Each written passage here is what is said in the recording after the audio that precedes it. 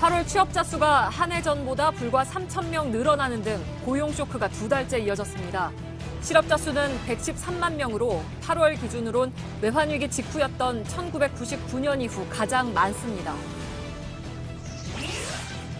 고용 부진에 대해서 김동연 경제부총리는 최저임금 등 정책의 영향도 있다며 합리적인 대안을 당, 청와대와 협의하겠다고 했습니다. 청와대는 경제 체질이 변하는 데 따르는 통증이라며 국민의 목소리에 더 귀 기울이겠다고 밝혔습니다. 정부가 내일 오후 부동산 대책을 추가로 내놓습니다. 김동연 부총리가 직접 발표합니다. 여당에서 토지 공개념까지 언급한 만큼 종합부동산세를 강화하는 등의 강력한 대책이 나올 걸로 보입니다. 정부가 어제 국회에 보고한 판문점 선언 재정 규모에 대해서 야당이 내년 예산만 보고한 건 꼼수이자 새로운 퍼주기라고 비판했습니다. 청와대와 정부는 남북관계의 불확실성이 크고 철도와 도로 연결 등은 통일 비용이자 투자라고 반박했습니다. 메르스 확진 환자와 접촉한 사람들 가운데 의심 증상을 보인 사람이 모두 11명으로 집계됐습니다. 추가 확진자는 나오지 않았지만 중동에서 온 입국자들 가운데 의심 증상을 보이는 사람들이 부쩍 늘고 있어서 안심하긴 이릅니다. 양승태 대법원장 시절 법원 행정처가 정로 게이트에 연루됐다고 의심받은 판사들 가족의 인적 사항을 서울중앙지법 영장 전담 판사에게 전달한 사실이 JTBC 취재 결과 확인됐습니다. 검찰은 수사와 관련한 영장이 발부되지 않도록 손을 쓴 것으로 의심하고 있습니다. 서울 압구정동의 성형외과에서 코 수술을 받던 26살 남성이 뇌사 상태에 빠졌다 지난 1일 숨져 논란입니다. 유족들은 응급조치가 제대로 이루어지지 않았다며 의료진을 경찰에 고소했습니다. 당시에 수술실 CCTV 영상을 입수해서 보도합니다. 일주일 전만 해도 카페였던 곳입니다. 지금은 장사를 접어 철거 공사가 한창인데 이 비용은 세입자의 몫입니다. 자영업자의 폐업은 늘고 있지만 지원이나 교육은 부족한 상황을 잠시 뒤 밀착 카메라에서 전해드리겠습니다. 기름 없이 달리는 일상으로 매일을 바꾸는 현대수소 전기차. 시청자 여러분, JTBC 뉴스룸을 시작하겠습니다. 어느 정도 예상은 했지만 7월에 이어서 지난달 일자리 상황도 쇼크 수준이었습니다. 취업자 증가폭이 3천 명에 그치면서 5천 명이 늘어났던 7월보다 오히려 더 줄어들었습니다. 실업자도 113만 명을 넘어서면서 8월 기준으로는 외환 위기 여파가 미쳤던 1999년 이후에 가장 많았습니다. 그나마 양질의 일자리라 하는 상용 노동자는 28만 명이 늘어나서 정부는 체질 개선 중인 것이라고 말하고 있지만 전체 취업자 증가폭이 최악이라던 지난달보다 줄어든 것은 정부로서는 더 곤혹스러운 상황임에 틀림이 없습니다. 먼저 이현 기자의 보도입니다. 현재 고용 상황은 외환위기 때 수치와 비교될 정도입니다. 고용 지표는 계절마다 변화가 크기 때문에 같은 달끼리 비교하는데 8월 수치로만 보면 올해 실업자가 1999년 이후 가장 많습니다. 올해 들어 실업자가 100만 명 밑으로 떨어진 적이 없습니다. 지난달 청년 실업률 역시 10%까지 올라 1999년 이후 처음으로 두 자릿수를 기록했습니다. 아르바이트라든지 좀 단기적인 일자리를 좀 많이 구하고자 하는 욕구가 많은 시기입니다. 도소매 음식 숙박업이라든지 이런 쪽에서의 취업자 감소가 계속 이어지다 보니까 노동 수요가 따라주지 못하는 과정에서의 어떤 미스매치가 발생했고, 고용 상황이 나빠지자 정부가 지난 7월 평균 일자리 증가 목표를 32만 명에서 18만 명으로 크게 낮췄습니다. 하지만 취업자 증가폭은 7월에 5천 명으로 뚝 떨어진 데 이어 지난달엔 3천 명으로 더 줄어들었습니다. 특히 노동시장의 허리 역할을 하는 40대 취업자 수가 약 16만 명 줄었는데 27년 만에 가장 큰 폭으로 떨어진 겁니다. 자영업이 몰려있는 숙박 음식점업, 도소매업의 일자리 감소폭은 더 커졌고 제조업 취업자 수도 계속 줄고 있습니다. 대부분 지표가 나빠졌지만 양질의 일자리로 표현되는 상용 노동자는 28만 명 가까이 늘었습니다. 정부는 고용시장이 체질을 개선하는 중이라고 했습니다. JTBC 이현입니다. 그렇다면 이토록 고용 지표가 나빠진 실제 이유는 무엇인지, 언제쯤 또 나아질 수 있는 것인지 경제산업부 송지혜 기자와 함께 잠깐 좀 짚어보도록 하겠습니다. 자, 먼저 청와대하고 정부에서 꾸준히 강조해온 것은 생산 가능 인구 자체가 줄어서 취업자 수도 줄었다. 네. 이 얘기잖아요. 맞는 얘기라고 봐야 될까요? 네, 먼저 15세에서 64세 이 생산 가능 인구가 줄면서 고용 지표에 상당한 영향을 미친 건 맞습니다. 예. 이 고용률이 상대적으로 높은 연령대의 인구는 주는 반면에 이 고용률이 낮은 연령대의 인구는 늘고 있기 때문인데요. 예. 이 실제 생산 가능 인구 감소폭은 최근 들어서 올 초보다 커졌습니다. 예. 이 문제는 이게 얼마나 영향을 줬느냐인데요. 그렇죠. 이 지난해 월 평균 30만 명이 넘었던 취업자 증가폭이 지난달엔 3천 명까지 줄었는데 이걸 단순히 인구 탓이라고만 보기는 어렵습니다. 예를 들어 지난달 이 40대 인구는 1년 전보다 10만 7천 명 줄었는데 취업자 수는 15만 8천 명으로 훨씬 많이 줄었습니다. 예. 이 자연히 고용률도 0.9%포인트 떨어졌습니다. 예. 이 때문에 경기 등 다른 원인이 있다고 보는 겁니다. 예. 자, 또 하나 쟁점은 계속되고 있는 최저임금 논란입니다. 경기나 아니면 인구 구조는 뭐 갑자기 생긴 문제는 아니기 때문에 다만 이제 최저임금이 올해 이제 좀 높게 책정이 되니까 내년 것이 야당을 중심으로 해서는 계속 이런 주장이 나오고 있습니다. 맞습니다. 물론 정부는 이거 좀 조정하겠다라는 그런 입장을 오늘 보다 좀 명확하게 밝힌 편이긴 합니다만 이건 어떻게 봐야 될까요? 네, 아직 정밀한 분석이 된 건 아니지만 이 최저임금 인상이 고용 상황에 일정 정도 영향을 주고 있다는 건 부인하기 어려워 보입니다. 예. 이 지난달 도소매업과 숙박, 이 음식업에서만 취업자 수가 1년 전보다 약 20만 명 줄었는데 예. 모두 최저임금과 관련이 깊은 업종입니다. 이 때문에 정확하게 최저임금 때문이라고 단정하기는 어렵지만 김동연 부총리에 이어서 KDI 등 국책연구기관 등에서도 그 가능성을 언급하기 시작했죠. 예. 하지만 이 역시 정도가 문제입니다. 이 서비스업이 둔화된 건 제조업이 삐걱거리면서 동반이 된 측면도 있고 예. 이 근본적으로는 경기에 문제가 있기 때문이라는 분석도 나옵니다. 최저임금에 다 책임을 지우기는 어렵다. 그런 분석이 그렇습니다. 뭐예요? 예. 또 자영업자는 줄었지만 정작 이 최저임금을 줘야 하는 종업원이 있는 이 자영업자 수는 오히려 늘었다는 점도 단순히 최저임금이 문제라는 주장의 반론으로 제기됩니다. 예. 그 반론은 지난번에 청와대 장하성 정책실장도 계속 그 얘기를 했는데 네, 이 현장에서 느끼고 또 얘기하는 것은 자꾸 다른 얘기들이 나오기 때문에 맞습니다. 현장을 잘 파악했느냐 하는 부분에 대한 이견은 또 여전히 또 존재하고 있고요. 하여간 쉽지는 않은 문제인 것 같습니다. 오늘 청와대가 경제 체질이 바뀌면서 이게 아무래도 통증이 수반되는 것이다 이렇게 계속 밝히고 있습니다. 한마디로 이제 양은 줄었지만 질은 나아졌다라고 얘기하는 것인데 물론 상용 노동자라든가 아까 저희들이 보도해드린 것처럼 질적으로 괜찮은 일자리가 늘어나는 것은 맞는데 그러나 전체 볼륨이 자꾸 줄다 보니까 이게 당연히 뭐 정부로서 곤혹스러운 상황일 수밖에 없는 거겠죠. 맞습니다. 이 청와대는 지난달 이 7월 고용 지표가 나온 후에도 상용 근로자와 또 고용원이 있는 자영업자 수는 늘었다면서 고용의 질이 좋아지고 있는 과정에 있다. 이렇게 밝힌 바 있는데요. 예. 이번에도 그런 맥락으로 추정이 됩니다. 일단 수치를 보면 그렇게 볼 수 있는 부분이 있습니다. 이 지난달 상용 근로자는 27만 8천 명이 늘었고 임시 또 일용 근로자는 합쳐서 약 24만 명이 줄어서 이 증감을 보면 비슷하긴 한데요. 예. 다만 통계청 고용 지표상에서 정확한 인과관계가 확인되지는 않습니다. 예. 이 문제는 그 역시 증가폭이 둔화하고 있어서 마냥 긍정적으로 보기만은 어렵습니다. 예. 자, 기다려달라라는 정부. 근데 자꾸 떨어진 지표. 참 정부로서도 곤혹스러운 것은 틀림이 없어 보입니다. 네. 그렇다면 이 고용 지표는 언제쯤이나 회복이 될 것이냐? 이것이 뭐 초미의 관심사 아니겠습니까? 네. 전문가들은 뭐라고 얘기하고 있습니까?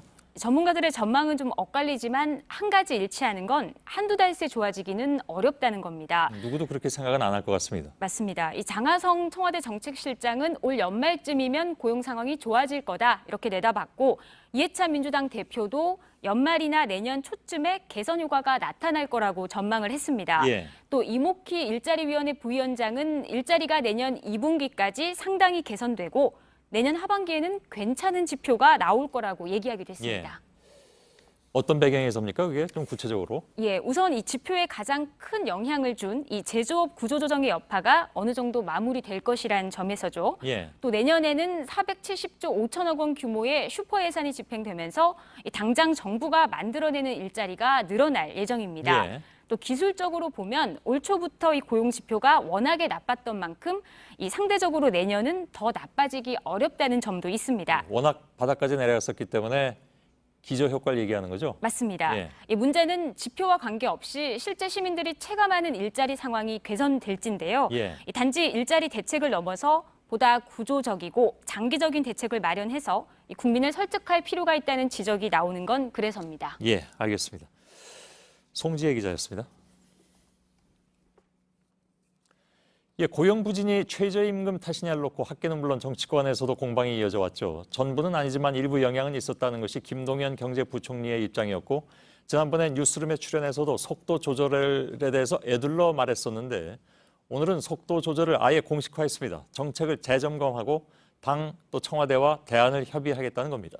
송승환 기자입니다. 현장에서 어려움을 호소하는 정책은 속도와 강도를 유연하게 조절하도록 하겠습니다.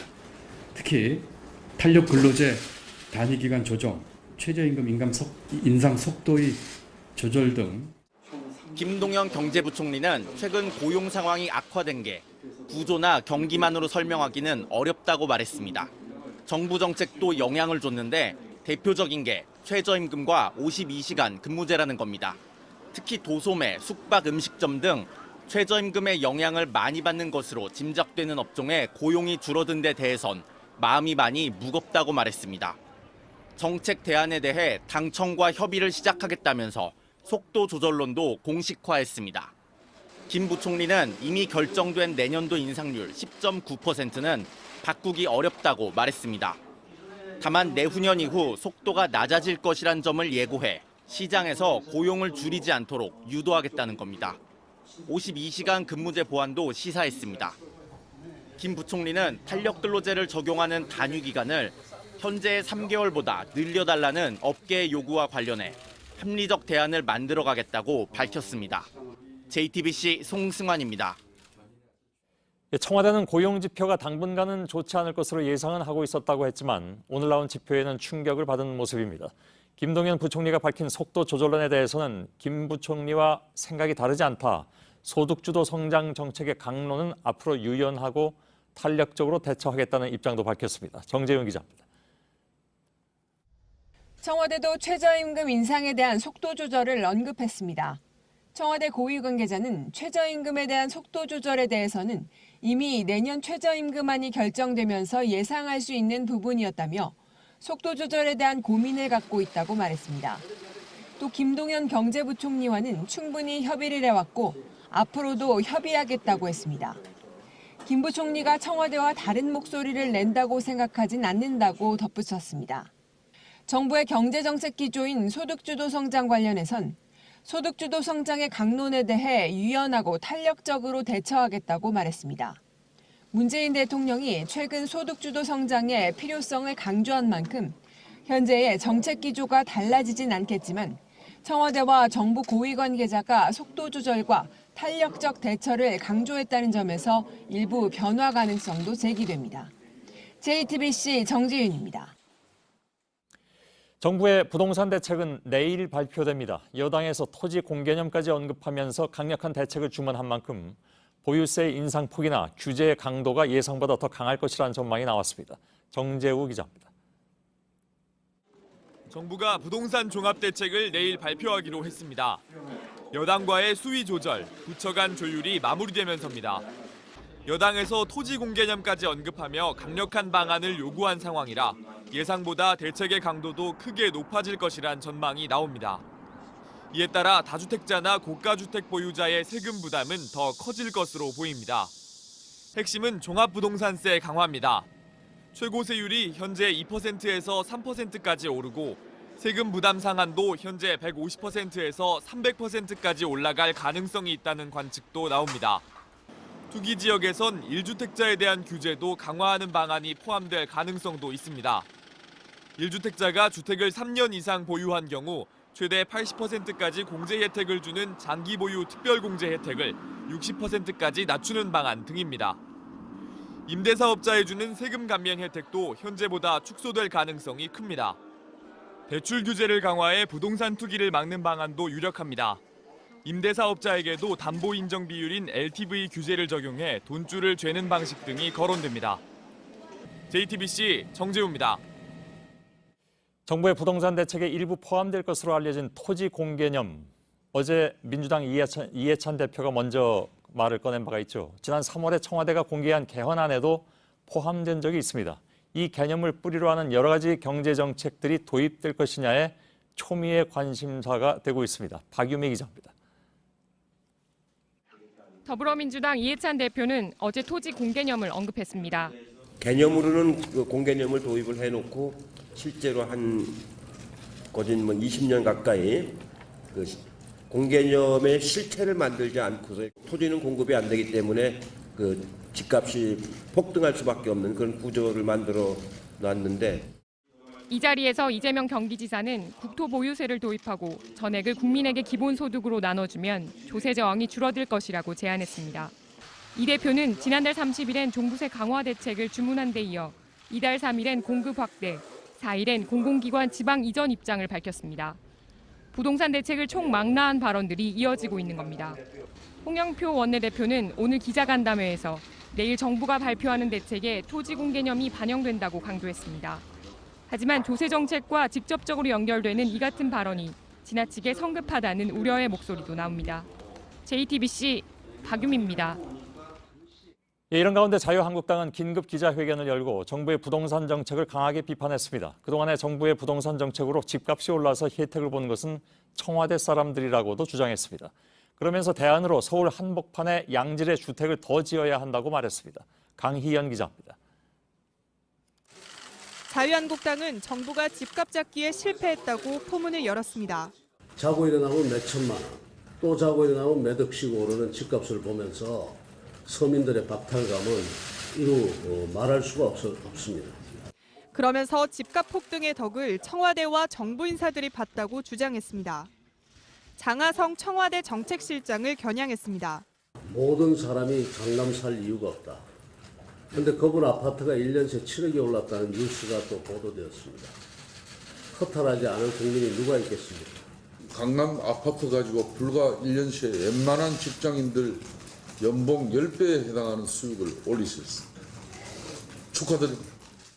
지난해 7월 김동연 부총리에게 집값을 잡으면 피자를 쏘겠다고 한 문재인 대통령 발언까지 은근히 비난했습니다.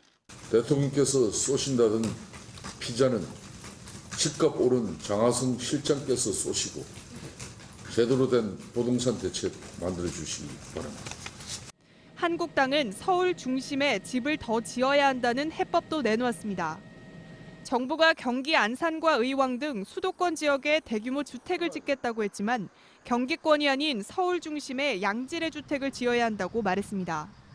이를 위해 서울 도심의 재건축, 재개발 규제를 풀어야 한다고 강조했습니다. JTBC 강현입니다. 판문점 선언 이행에 필요한 내년도 예산이 4,712억 원이라고 정부가 어제 국회에 보고했습니다. 대부분 철도, 도로 연결, 또 산림협력과 관련된 예산입니다. 야당은 두 가지 주장을 펴면서 반발하고 있습니다. 수십조 원이 들어갈 게 분명한데 이를 감추고 있다. 그리고 또 한 가지는 북한의 퍼주기다라는 주장입니다. 오랜만에 다시 등장한 퍼주기 프레임이죠. 대북 경제협력 사업을 통일 비용 혹은 안보와 연계된 투자로 볼 것인지 아니면 퍼주기로 볼 것인지는 수십 년 동안 이어져온 논란거리이기도 합니다. 야당과 청와대의 입장을 차례로 보시고 내용을 짚어보겠습니다. 먼저 임소라 기자입니다. 자유한국당은 판문점 선언 비용으로 수십조 원이 들어가는 걸 알면서도 정부가 감추려 한다고 주장했습니다. 비용 추계와 관련해서 통일부에서 의도적으로 숨기는 게 있다면 더 큰 징계를 받을 수 있음을 명심해야 합니다. 정양석 한국당 외교통일위원회 간사는 계약금만 걸어놓고 비준을 해달라는 건 꼼수라고 말했습니다. 이른바 퍼주기 프레임도 동원됐습니다. 앞서 김병준 비상대책위원장은 돈을 갖다 주는 것 가지고 평화가 구축되겠는가라며 정부를 비판했습니다. 무상이 아닌 차관 형식으로 들어가는 인프라 사업 예산에 대해서조차 한국당은 새로운 퍼주기라고 깎아내렸습니다. 김대중 노무현 정부 당시 북한에 준 차관을 돌려받지 못했다고도 주장했습니다. 한국당은 당분간 남한의 경제 상황은 최악인데 북한에는 수십조 원을 퍼준다는 논리에 집중할 것으로 보입니다. 선물 보따리는 김정은이 아니라 국민과 기업에 풀어놔야 할 것이라는 점을. JTBC 임소라입니다. 예, 청와대는 남북 경협은 한반도 평화 정착과 함께 북한 시장을 선점하는 성격이 크다는 입장을 밝혔습니다. 통일 비용인 동시에 우리 경제를 위한 투자 성격이 함께 있다는 것입니다. 이성대 기자입니다. 청와대는 대북 퍼주기라는 주장을 적극 반박했습니다. 판문점 선언을 이행하면 남북 긴장 상태를 해소해 이른바 코리아 디스카운트를 없애고 우리 경제 규모도 키울 수 있다는 겁니다. 향후 30년간 남북 경협에 따른 경제적 효과는 최소한 170조 원에 이를 것으로 전망합니다. 남북 간의 전면적인 경제 협력이 이루어질 때 그 효과는 비교할 수 없이 커질 것입니다. 청와대 관계자는 북한이 개방하면 외국 자본이 물밀듯 들어갈 텐데 미리 투자해 북한 시장을 선점하는 효과도 있다고 강조했습니다. 이런 투자 성격에 대해서는 지난 박근혜 정부에서도 여러 차례 강조했습니다. 청와대는 판문점 선언 비용을 축소했다는 주장도 사실이 아니라고 밝혔습니다. 고위 관계자는 판문점 선언 비준을 받으려면 예산안처럼 확실한 근거를 제출해야 하기 때문에 예측 가능한 내년 예산만 요청한 거라고 말했습니다. 청와대는 판문점 선언을 추진하는데 얼마가 들지는 앞으로 남북 관계에 따라 달라지기 때문에 지금 시점에서 2, 3년 이후의 비용까지 정확하게 계산하는 건 힘들다고 설명했습니다. JTBC 이성대입니다. 예, 퍼주기 논란 그리고 실제 비용을 감추고 있는 것이냐. 다시 말하면 낙타코에 대한 얘기가 나오고 있죠. 낙타가 텐트에 처음에 코만 들이밀지만 결국은 온몸이 다 들어가서 굉장히 커진다라는 논리. 이것은 앞으로도 장기간 동안 계속될 논란인 것 같아서 정치부 김소연 기자와 함께 미리 이 문제 좀 짚어보도록 하겠습니다. 김소연 기자, 우선 정부가 내놓은 액수가 지금 4,712억 원이죠. 예, 그렇습니다. 내년도 예산을 보면 철도 도로 연결 및 현대화에 2,951억 원을 비롯해서 산림협력, 사회문화 체육 교류, 이산가족 상봉, 연락사무소 운영 등에 총 4,712억 원이 든다고 명시했습니다. 예. 자, 야당은 정부가 의도적으로 일부만 공개하고 있다. 다시 말하면 아까 말씀드린 대로 처음에 낙타가 텐트 안에 코만 들이밀듯이, 그러나 결국은 온몸이 다 들어오면 그건 엄청난 액수가 되지 않느냐 하는 것인데 그건 어떻게 받아들여야 될까요? 네, 야당은 앞으로 5년간 들어갈 걸 왜 안 하고 1년 동안만 계산을 해내는 겁니다. 예. 정부는 북측과 협의가 다 된 게 아니기 때문에 협의와 조사가 이뤄진 부분만 반영할 수밖에 없다는 입장입니다. 그러면서 2007년 남북 정상회담 이후 14선언에 대한 비준 동의안을 낼 때도 1년치 예산만 냈다고 했는데요. 당시 정부가 국회에 낸 비용 추계서를 입수해서 가지고 와봤습니다. 예. 2008년도 1년치 예산만 총 1,948억 원이 든다고 돼 있죠. 예. 그러면서 조사와 남북 간 세부 합의를 하기 전에 연도별로 얼마가 될지 계산하는 건 현실적으로 어렵다고 덧붙였습니다. 예. 근데 14선언과 관련해서 2008년에 통일부가 14조 3천억 원이 든다고 했다던데 지금 가져온 것과도 또 다르단 말이죠. 그건 왜 그럴까요? 예, 저도 그 숫자가 어디서 나온 건지 궁금해서 취재를 해봤습니다. 예. 일단 통일부가 낸 것은 맞습니다. 그러나 국회 비준 동의를 요청하면서 낸 게 아니라 당시 한나라당 의원이던 진영 의원실의 질의에 답변하면서 낸 내용이었습니다. 예. 당시 답변서를 봤습니까, 그러면? 예, 답변서도 입수해서 가져왔는데요. 정부가 계략적으로 추산을 해보니까 최대 14조 3천억 원이 들어갈 걸로 예상된다며 보시면 민자 포함이라고 돼 있습니다. 예, 민자라면 이제 민간 투자를 얘기하는 거잖아요. 정부가 돈을 직접 내는 것이 아니라. 예, 맞습니다. 예. 판문점 선언이든 14선언이든 국회 비준 동의를 요청할 때는 재정, 그러니까 쉽게 말해서 세금이 얼마나 드는가만 추계합니다. 예. 그런데 14조 3천억 원이란 금액은 민간 투자가 포함된 겁니다. 오늘 나온 철도에 27조가 든다 이런 보도는 민간 보고서를 인용한 건데 여기도 민간 투자가 포함됩니다. 아, 합쳐 있는 거군요. 예, 전문가 설명을 들어보시죠.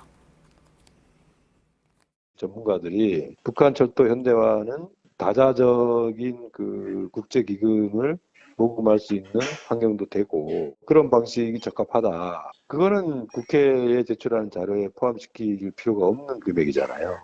예.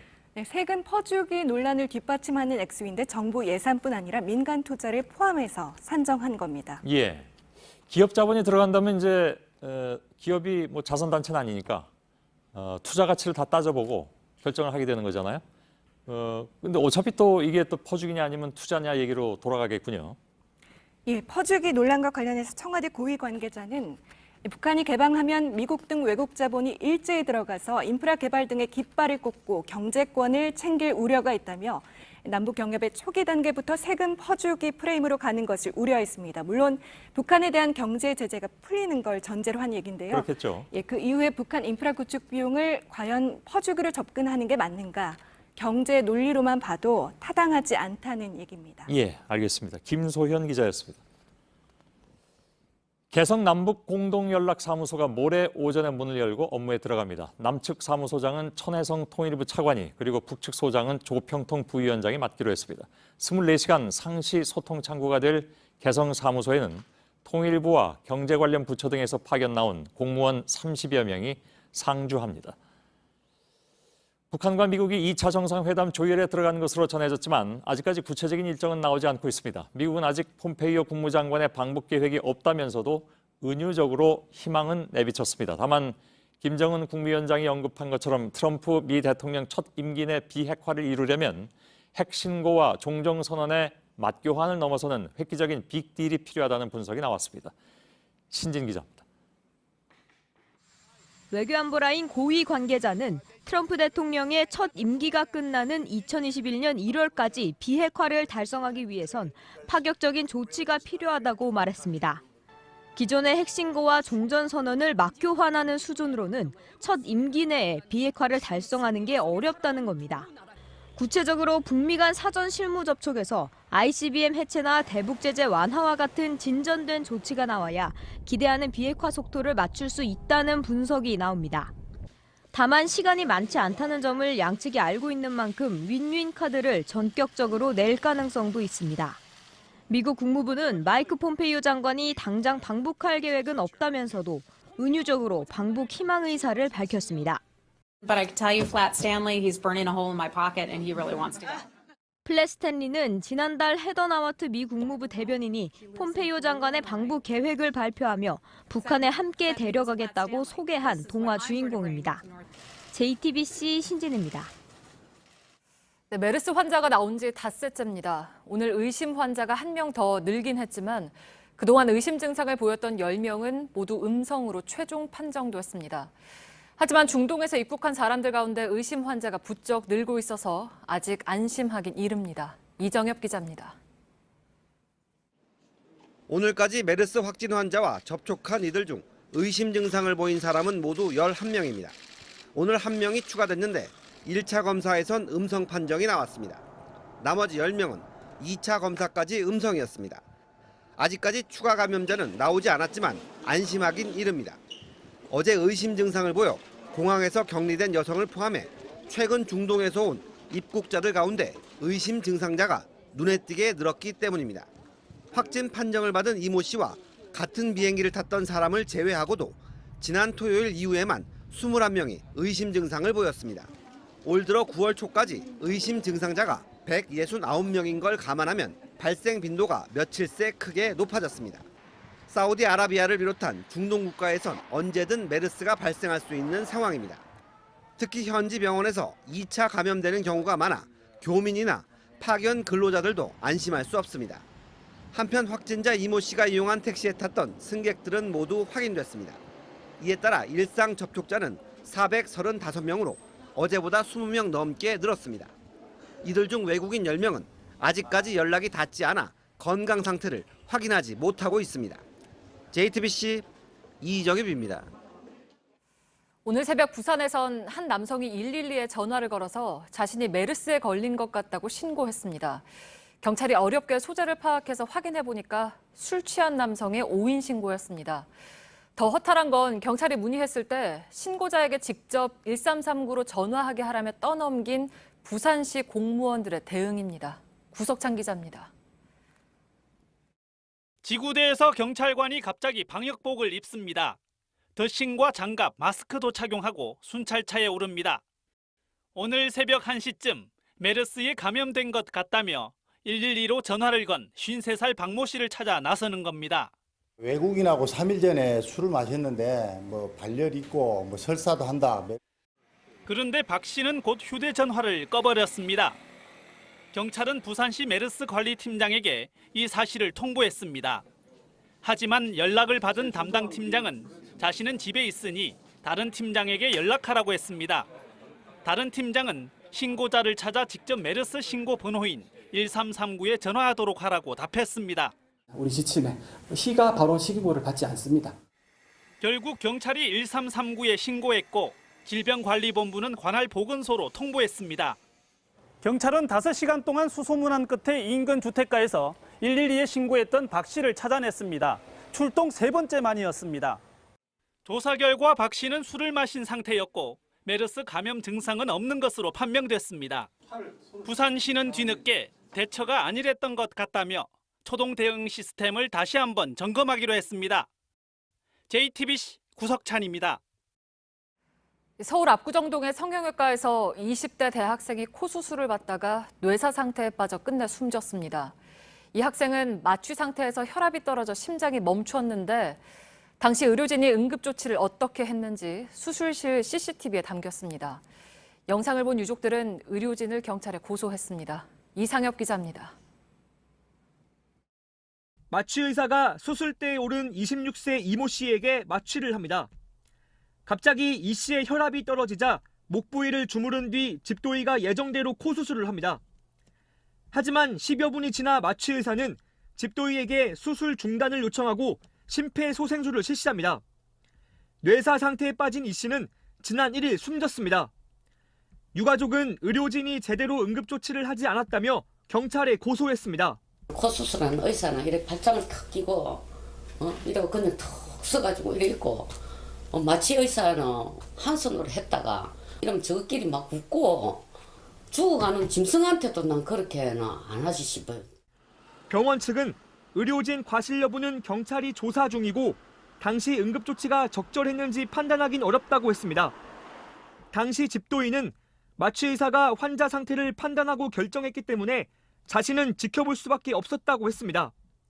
마취 의사는 응급조치는 모든 의료진이 참여해야 하는데 자신에게 모든 책임을 떠넘기는 것은 맞지 않다고 알려왔습니다. 응급조치 도중 간호사들이 웃은 것에 대해선 경위를 확인하고 있다고 했습니다. 경찰은 수술실 CCTV와 일지를 확보하고 의료진을 불러 응급조치가 적절했는지 조사하고 있습니다. JTBC 이상엽입니다. 부하 직원을 성폭행한 혐의로 재판에 넘겨진 김문환 전 주 에티오피아 대사가 징역 1년을 선고받고 법정 구속됐습니다. 법원은 대한민국의 위상을 높일 책임이 있는 대사가 오히려 지위를 이용해서 성폭력을 저지른 죄질이 나쁘다고 했습니다. 김선미 기자입니다. 법원이 김문환 전 주 에티오피아 대사에게 위력에 따른 성폭력 혐의로 징역 1년의 실형을 선고하고 법정 구속했습니다. 자신의 지휘를 받는 여성 직원과 강제로 성관계를 맺은 혐의가 인정된다는 겁니다.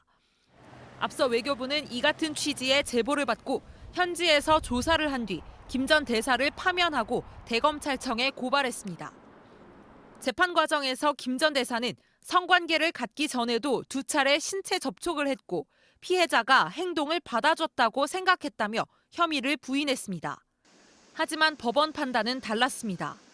기분이 나빴지만 따지기 어려웠다. 멍하고 무서웠다는 피해자 진술을 인정했습니다. 김 전 대사 주장과 달리 합의에 따른 성관계가 아니라 지휘와 위력 때문에 강제로 피해를 당했다는 겁니다. 법원은 또 갑자기 이성적 호감이 생길 사정이 없는데 왜 부하 직원이 받아줬다고 생각했는지 납득할 수 없다고도 지적했습니다. 김 전 대사는 다른 여직원 2명을 성추행한 혐의도 받았지만 법원은 1명에 대해서만 유죄로 판결했습니다. JTBC 김선미입니다. 지금 이 시각 서울중앙지검에서는 대법원의 사건 보고서 수만 건을 유출한 혐의를 받는 유해용 전 수석연구관에 대한 두 번째 조사가 진행되고 있습니다. 유 전 연구관은 보고서 유출에 대해서 대법원 근무 당시에 추억을 간직하려던 취지였고 문건들도 자신이 관여했던 것이라고 해명한 바 있습니다. 그런데 JTBC가 취재한 결과 보고서의 상당수는 당시 대법원에 새로 접수된 사건들에 대한 것들이었다고 합니다. 또 통합진보당 사건 등 재판 거래 의혹과 관련한 문건들도 들어있던 것으로 파악됩니다. 강버들 기자입니다. 오늘 다시 검찰에 소환된 유해용 전 대법원 수석재판연구관은 추억 삼아 자료를 가지고 나왔다는 기존 입장을 반복했습니다. 문건에 판사 생활이 다 담겨 있다며 반출한 문건이 직접 작성하거나 첨삭한 것이란 주장을 강조한 겁니다. 하지만 검찰이 확보한 관련자 진술은 다릅니다. 새로 접수된 사건을 다루는 연구관 10명에게 대법원 관계자가 USB를 돌려 각자 맡은 사건의 보고서 등을 전부 담도록 했다는 겁니다. 이후 유 전 연구관이 USB를 넘겨받아 자료를 유출한 것으로 보고 있습니다. 자료 중에는 새로운 사건 외에도 양승태 전 대법원장 시절 통합진보당이나 강제징용 사건 등 이른바 재판 개입 정황이 담긴 문건도 포함된 걸로 전해집니다. 검찰은 유 전 연구관이 자료를 파기하는 과정에서 행정처와 사전 교감을 나눴는지 등을 조사하고 있습니다. 이런 가운데 검찰은 양 전 대법원장의 최측근 중 한 명으로 지목된 이민걸 전 행정처 기획조정실장도 소환해 재판 거래 의혹 등에 대해 조사했습니다. JTBC 강버들입니다. 유은혜 사회부총리 겸 교육부 장관 후보자에 대한 또 다른 의혹이 불거졌습니다. 남편 회사에 등록된 이사를 의원실 비서로 채용한 것입니다. 국가공무원법을 위반한 것인데 유 후보자 측은 단순 실수였다고 해명했습니다. 강신우 기자입니다. 유은혜 사회부총리 겸 교육부 장관 후보자의 남편이 운영했던 회사의 등기부 등본입니다. 초대 대표 이사인 오모 씨는 2012년 말 유 후보자 남편에게 대표직을 넘기고 사내 이사로 남았습니다.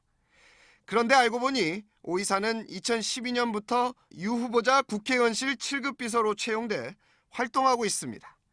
국가공무원법은 공무원이 영리회사의 임직원을 겸하는 것을 금지하고 있습니다. 또 오 씨는 유 후보자 후원회장을 맡아왔다는 의혹도 제기됐습니다.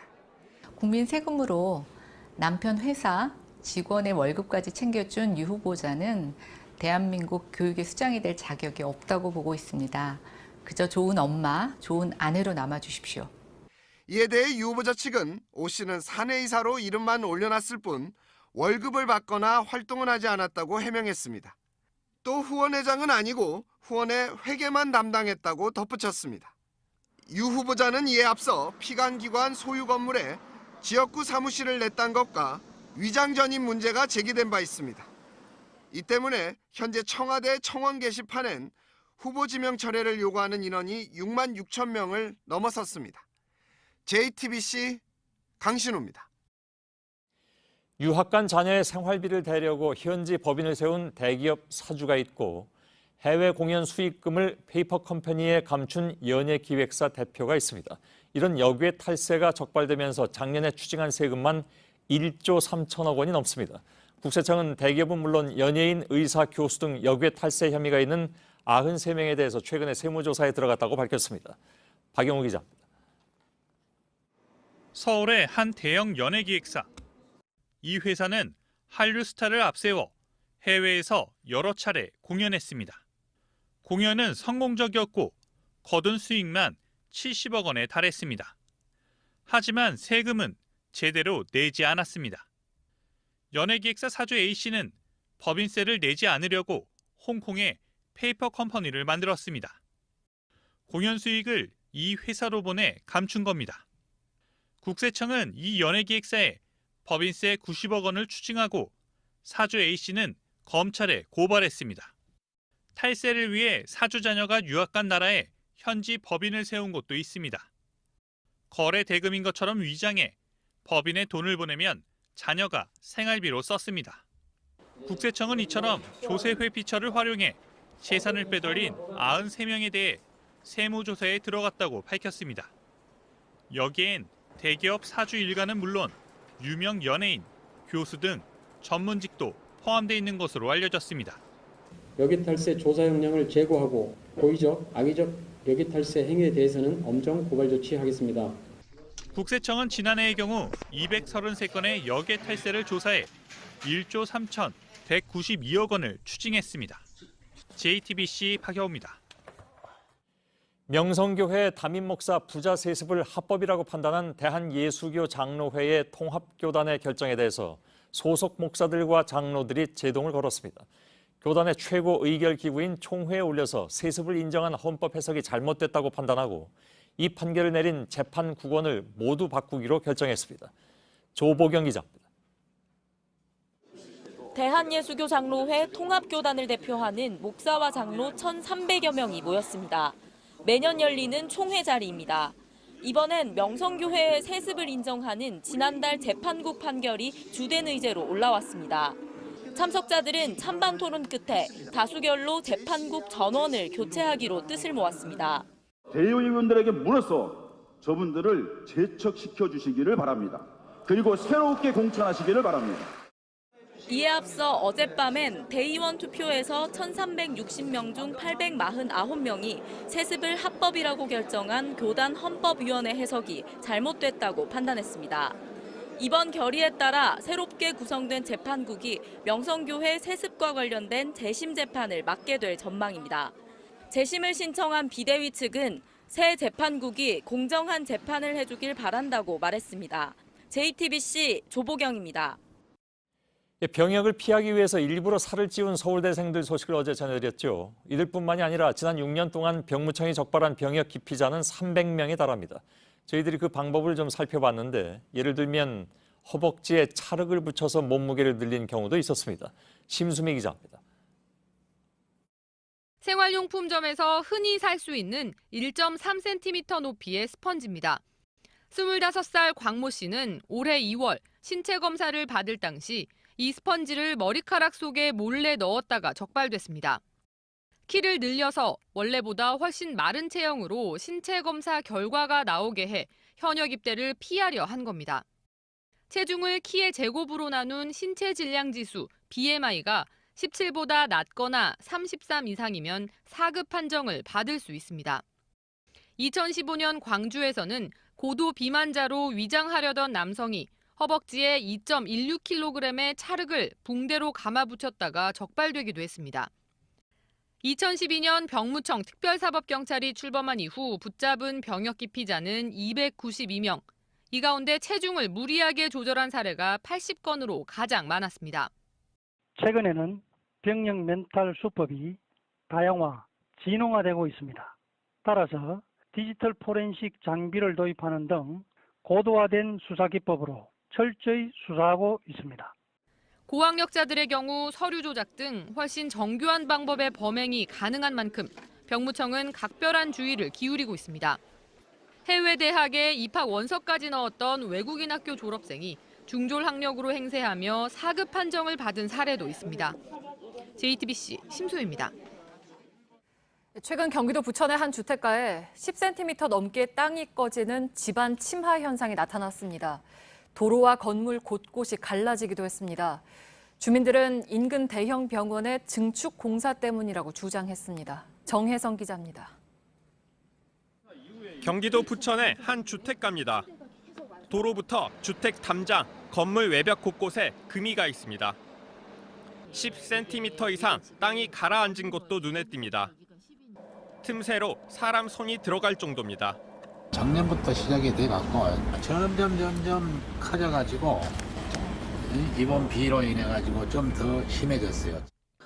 건물 안도 곳곳에 금이가 있고 물이 샌 흔적도 역력합니다. 주민들은 인근 병원에서 지하 35m 깊이의 굴착 공사 이후 침하 현상이 시작됐다고 주장합니다. 공사 전보다 이렇게 베란다 쪽에 금이 일격이 되고 문마다 대각선 방향으로 모서리에 이렇게 균열이 가 있더라고요. 지난 6월 주민들이 부천시에 안전 진단을 의뢰한 결과 즉각 보수 공사가 필요하다는 의견이 나왔습니다. 하지만 해당 공사는 시공사와 해결해야 한다는 입장입니다. 민사로 해결을 해야지 부천시청이 관여할 일이 아니다. 계속 그렇게 얘기를 하고 있습니다. 시공사인 현대건설은 주민들의 정밀 조사 요청에 황당한 조건을 내놓았습니다.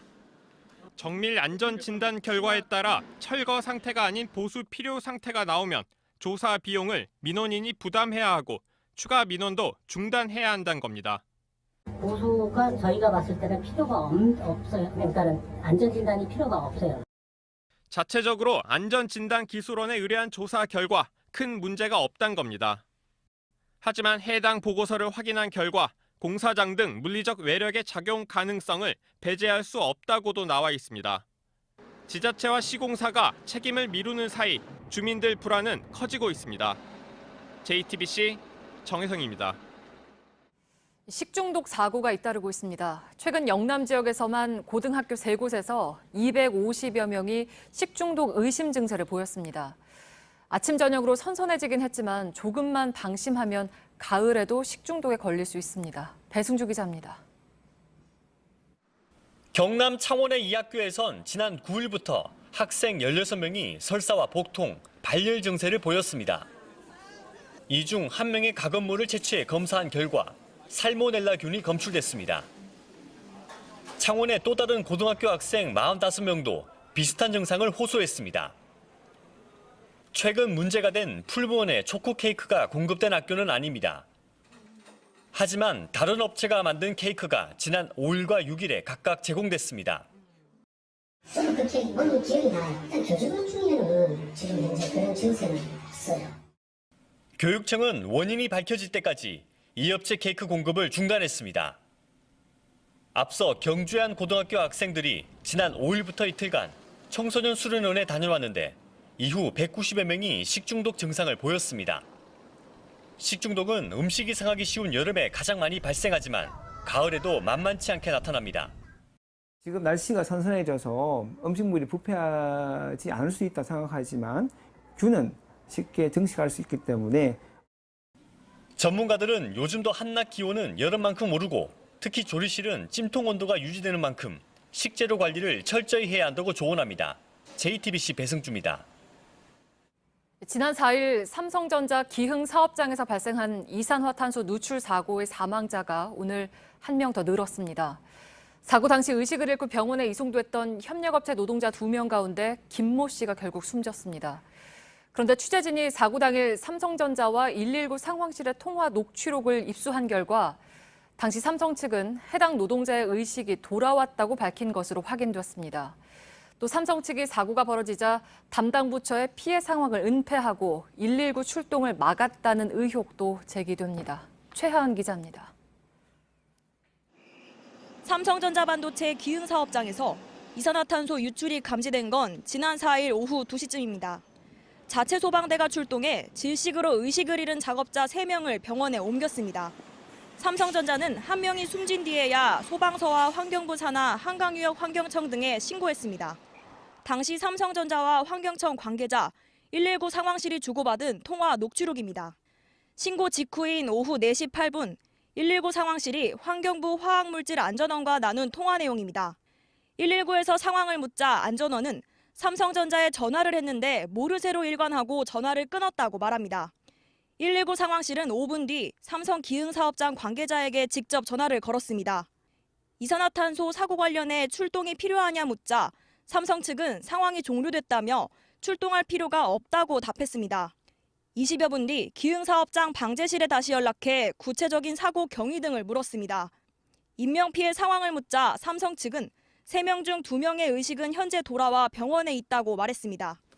하지만 경찰에 따르면 당시 사망자는 물론 부상자 2명도 사고 직후부터 계속 의식이 없었고 그중 1명은 오늘 오전 결국 숨졌습니다. 피해 상황을 제대로 파악하지 못했거나 이를 은폐했다는 의혹이 제기되는 대목입니다. 삼성전자 측은 해당 녹취록에 대해 관계자를 통해 경위를 파악 중이라고 해명했습니다. JTBC 최하은입니다. 워터게이트 특종으로 유명한 밥 우드워드 기자가 지난해 트럼프 행정부가 북한 영공을 급습하고 선제 타격하는 작전을 검토했다고 저서에서 주장했습니다. 또 트럼프 대통령의 측근인 그레이엄 상원의원이 중국을 이용해서 김정은 위원장을 축출하자고 제안했다고도 했습니다. 백종훈 기자입니다. 허버트 맥메스터 백악관 국가안보보좌관과 미 국방부가 북한 영공 급습과 대북 사이버전을 검토했다. 우드워드 기자는 저서 공포, 백악관의 트럼프에서 북한 압박작전이 지난해 비중 있게 검토됐다고 주장했습니다. 블루 라이트닝으로 불리는 이 작전은 미군 전폭기가 북한 영공에 침입하고 사이버 공격을 가하는 것 등이 포함되어 있습니다. 또 이 책엔 미군이 지난해 10월 미주리주 오자크에서 북한 선제 타격 모의 훈련도 했다고 돼 있습니다. 북한과 지형이 비슷한 지역에서 벙커 파괴를 염두에 두고 폭격 훈련을 했다는 것입니다. 이 작전은 오바마 정부 때 중앙정보국이 주도한 맨체인지, 즉 북한 지도자 교체 구상에서 파생된 것으로 설명되고 있습니다. 우드워드 기자는 지난해 9월 그레이엄 상원 의원이 중국을 이용해 김정은 위원장을 제거할 것을 백악관에 제안하기도 했다고 썼습니다. 존 켈리 백악관 비서실장과 매티스 국방장관 등은 우드워드의 책 내용을 부인했습니다. 우드워드 기자는 이에 대해 자신의 취재 내용은 행정부 핵심 인사가 1000% 모두 사실이라고 인정한 것이라고 말했습니다. 또 모든 인터뷰는 녹음돼 있다며 책의 신뢰도가 매우 높다고 주장했습니다. JTBC 백종훈입니다. 네, 초강력 허리케인 플로렌스로 미국이 비상입니다. 최고 풍속이 시속 220km를 넘는데 상륙할 때 규모가 더 커집니다. 25년 만에 미국 동부 해안을 직접 위협하는 가장 강력한 태풍이 될 거란 예보입니다. 남동부 3개 주에 비상사태가 선포되고 주민 170만 명에게 대피령이 내려졌습니다. 부소현 특파원입니다. 짙은 비구름 중심을 돌고 있는 허리케인의 눈이 위협적입니다. 플로렌스는 해수면 온도가 높은 대서양을 지나며 최고 풍속 시속 225km, 4등급으로 세기가 커졌습니다. 순간 초속 63m의 위력입니다. 노스, 사우스캐롤라이나, 버지니아주 주민 170만 명의 대피령이 내려졌습니다. This storm is a monster. It's big and it's vicious. 당국은 330만 명이 정전 피해를 볼 것으로 예상하고 있습니다. 벽과 지붕이 날아갈 정도의 강풍뿐 아니라 일부 지역에는 최고 800mm의 폭우가 내릴 것으로 예보됐습니다. 미국 국립 허리케인 센터는 이례적인 산사태 가능성을 경고했습니다. 플로렌스가 동부의 대각선으로 뻗어있는 에팔레치아 산맥을 넘어 남동쪽으로 향하는 기류와 만나면 폭우가 내릴 수 있기 때문입니다. 플로렌스는 현지 시간 14일 오전쯤 동부 해안에 상륙할 것으로 보입니다. 미국 언론은 상륙 시점에 최고 등급인 5등급으로 위력이 더 커질 수 있다고 보도했습니다. 로스앤젤레스에서 JTBC 부소연입니다. 서울의 고궁에 가면 한복을 입은 관광객들이 많습니다. 무료로 입장하거나 음식점에서 할인을 받는 혜택들이 있어서 더 인기입니다. 그런데 최근 종로구청이 전통 한복과 모양이 다른 변형 한복에 대해서 이런 혜택들을 없애자고 제안했습니다. 하예빈 기자입니다. 형형색색의 한복을 차려입은 관광객들이 돌담길을 걷습니다. 인근 한복 대여점엔 옷을 빌리려는 관광객들이 계속 드나듭니다. 한복을 입으면 무료로 입장할 수 있고 인근 식당을 10% 싸게 이용하는 등 여러 할인 혜택을 받습니다. 그런데 관내에 경복궁과 창덕궁, 창경궁 등이 있는 종로구가 이 같은 혜택에 제동을 걸고 나섰습니다. 전통 한복이 아니라는 이유에서입니다. 이에 따라 종로구청은 다음 달부터 변형 한복을 입은 관광객에겐 음식점 할인 혜택을 주지 않기로 했습니다. 또 고궁 무료 입장에서도 제외해달라고 문화재청에 요청했습니다. 국적 없는 한복, 그리고 우리 전통 한복에 벗어난 한복이 너무 많기 때문에 국적 없는 한복도 그렇게 무턱대고 무료 입장해 줘야 되느냐. 시민 의견은 엇갈립니다. 주변에 외국 관광객들이 입고 다니시는 옷은 전통 한복이라는 생각은 하고 있지 않죠. 아무래도 좀 이질적이라는 생각은 들어요. 같은 한복인데 똑같이 봐주고 똑같이 생각해줬으면 좋겠어요. 문화재청은 무료 입장을 제한할지에 대해선 좀 더 논의를 한 뒤 결정하겠다는 입장입니다. JTBC 하혜민입니다. 조양호 대한항공 회장이 회사 돈으로 자신의 집에서 일하는 경비원들의 급여를 대신 내게 한 혐의로 경찰에 소환됐습니다. 올 들어 세 번째로 포토라인에 선 조 회장은 지난 6월 횡령과 배임 등의 혐의로 검찰에 출석했고 7월엔 영장 실질 심사를 받기 위해 법원에 나왔습니다. 오늘 조 회장은 회장직을 유지할 거냐는 기자 질문에 지금 말할 시기는 아니라고 했습니다. 전라북도의 한 사찰에서 수차례 필로폰을 투약한 60살 비구니 A씨에게 법원이 징역 10월, 집행유예 2년을 선고했습니다. 법원은 높은 도덕적 소양을 갖추어야 할 종교인이 마약류 범죄를 저질러 비난 가능성이 높다고 했습니다. 앞서 A씨는 2016년 12월과 올해 3월 전북의 한 사찰 안에 주지 스님 방에서 2차례 필로폰을 투약한 혐의로 기소됐습니다. 한국에서 우주소년 아톰이란 이름으로 방영된 만화 영화 캐릭터 아톰이 일본에서 가정용 로봇으로 만들어져 다음 달부터 판매됩니다. 45cm 키에 무게는 1.4kg으로 인공지능이 탑재돼 있어 대화를 나눌 수 있으며 가격은 약 21만 엔, 우리 돈으로 214만 원 정도입니다. 태양의 가장 바깥대기인 코로나에 큰 구멍이 생겨서 태양풍을 내뿜으며 극광으로 불리는 오로라가 미국 북부 지역에서도 관측됐습니다. 11년 주기의 태양 활동 가운데 지금처럼 활동이 가장 적을 때 주로 코로나에 구멍이 생기고 이로 인해 오로라 현상도 더 넓고 뚜렷하게 나타납니다. 요즘 프로야구가 예전 같지 않습니다. 아시안게임이 끝나고 나서 관중이 많이 줄었습니다. 일부 선수들의 병역 혜택을 위해 대표팀을 꾸렸다는 비판 속에 팬들의 시선이 곱지 않죠. 결국 한국야구위원회 KBO 총재가 사과했습니다. 온누리 기자입니다. 연장 12회, 7대7로 팽팽하던 승부에서 나온 한화 호잉의 결승 홈런. 더가웃은 환호했지만 공이 날아간 외야 관중석은 텅텅 비다시피 했습니다. 야구에서 가장 재미있다는 8대7의 점수. 인기가 많은 한화 경기지만 야구장은 썰렁했습니다. 날씨도 선선해져 야구 보기 좋은 요즘이지만 관중은 줄었습니다. 아시안게임 휴식기를 마친 뒤 어제까지 35경기를 치렀는데 경기당 평균 관중은 8,963명.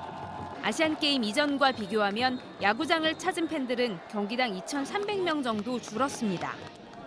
한창 경기해야 할 지난달 아시안게임을 위해 프로야구를 중단한 게 악재가 됐습니다. 특히 아시안게임이 병역 특혜 선발로 시작부터 삐끗하면서 야구대표팀은 금메달을 따고도 박수받지 못했습니다. 결국 한국야구위원회의 KBO 정운찬 총재는 기자회견을 열고 사과했습니다. 병역 문제와 관련된 국민 정서를 반영치 못해 죄송합니다. KBO는 앞으로는 아시안게임 기간에 리그를 중단하지 않고 또 야구대표팀의 공정한 선발을 위해 대한야구협회와 함께 미래협의회를 꾸리겠다고 말했습니다. JTBC 온누리입니다. 네, 대통령이 축구대표팀 경기에 선수로 뛴다는 건 일어나기 조금 어려운 일이죠. 아프리카의 작은 나라인 라이베리아에서는 가능합니다. 아프리카의 축구 전설 조지 웨아를 대통령으로 둔 덕분입니다. 강나현 기자입니다. 배가 불룩한 한 선수가 그라운드를 가로지릅니다. 뒤뚱뒤뚱거리지만 공을 다루는 발재간은 여전합니다. 영국 언론 BBC는 라이베리아 축구 영웅 조지 웨아가 나이지리아전에 출전했다고 보도했습니다. 79분을 뛰면서 프리킥도 도맡았지만 52살의 나이는 속일 수 없었습니다. 15년 전 은퇴한 웨아는 1995년 국제축구연맹 피파 올해의 선수로 뽑힌 아프리카의 축구 전설입니다. 1996년 AC 밀란 소속으로 한국을 찾아 우리 축구대표팀과 친선전을 치르기도 했습니다. 웨아는 그라운드를 떠난 뒤 정치에 뛰어들었고 지난해 12월 라이베리아 대통령으로 뽑히며 세계를 놀라게 했습니다. 극심한 내전과 경제난에 시달린 라이베리아에서 빈민가 출신 축구 영웅은 국민들의 희망이 됐습니다. 이번 경기는 웨아가 전성기 때 등에 달았던 14번의 영구 결번식을 위한 무대였습니다. 그러나 대표팀 간 경기가 축구 선수 출신 대통령의 정치적 무대로 변질됐다는 비판도 뒤따랐습니다. JTBC 강나현입니다.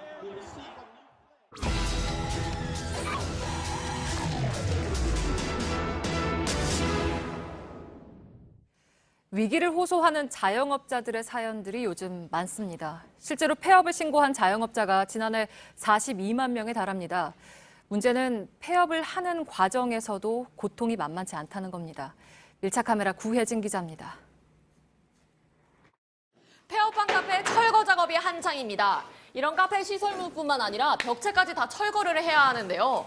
이런 석고 벽과 벽돌 타일은 인테리어를 할 때도 돈이 많이 드는 요소였지만 원래 벽대로 원상복구를 하기 위해서 이 벽을 뜯어내는 비용이 또 다시 듭니다. 벽의 석고를 다 떼어냅니다. 바깥 창문의 안내와 간판까지 모두 떼어내고 구멍난 곳엔 실리콘까지 다시 메웁니다. 철거 비용만 270만 원이 듭니다. 계약서에 원상복구 조항이 있으면 바닥과 천장 모두 새로 설치해 줄 것을 요구하는 건물주들이 많습니다. 이곳은 건물주가 폐업하는 세입자의 사정을 고려해 벽면 페인트 칠과 바닥 공사는 하지 않기로 했습니다. 원 상태로 하려면 400만 원 들어가죠. 근데 뭐 세입자가 그걸 낼 수 있는 여력이 안 되니까. 이렇게 건물주하고 협의를 한 만큼 철거를 완료해야 보증금을 되돌려받을 수 있습니다.